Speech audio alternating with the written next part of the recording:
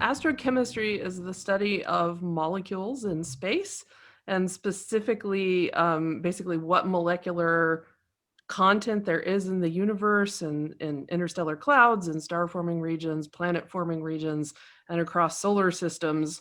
And then from there, how the physics of space actually affects that chemistry.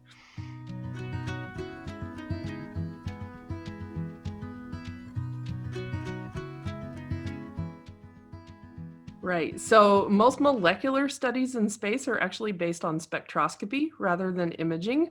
And there we actually use radio astronomy to study the rotational spectra, or infrared astronomy to study the vibrational spectra of molecules in these objects. And so we point the telescope at the object and we record a spectrum, and spectra are structure specific. And so if we can tune the telescope to the right frequency as we're doing the observations and collect a series of lines, we know for certain that we've detected the molecule it is that we're trying to detect in that source.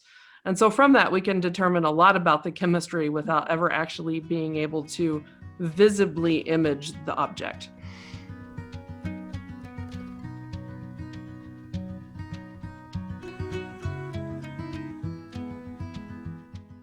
Right. So in the search for life elsewhere in the universe, we're trying to look for what we call biosignatures or biomarkers. These are some sort of clue that tells us that there may be a life process on that planet.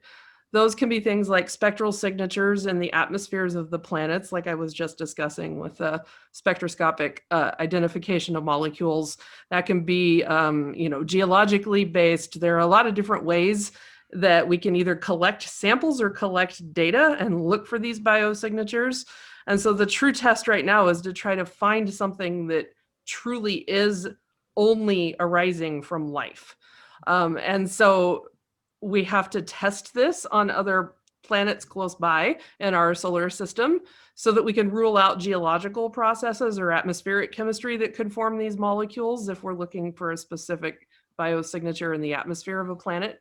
And then from there, hopefully we can find molecules that tell us for certain that there is life on a planet. And then we can use that as a guide to go and look for planets with that particular signature in its atmosphere.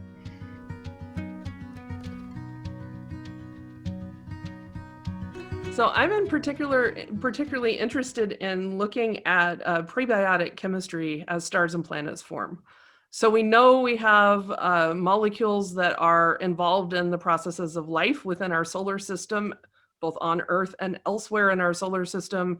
We see small organics in comets, we see organics in meteorites, and we also see a whole set of molecules in the interstellar medium. And that number increases in terms of organic chemistry when you get into a star forming region. And we're just now starting to be able to study planet forming regions. And so my group does a combination of laboratory work, observations, and modeling to try to understand how we go from very simple chemistry and cold, dark clouds all the way through a solar system forming and then an Earth-like planet forming, and how the organic chemistry changes along each point on that path.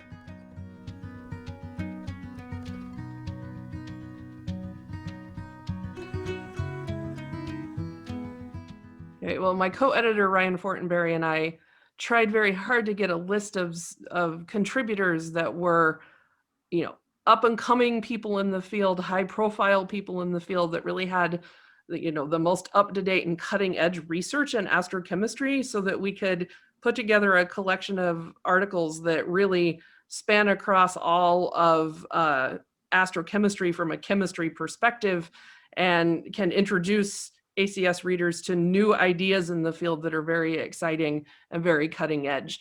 And so we're thrilled about this special issue because we think it represents this new era of a chemistry-focused astrochemistry through the ACS subdivision and beyond. And so based on that, we're thrilled to present this collection of papers.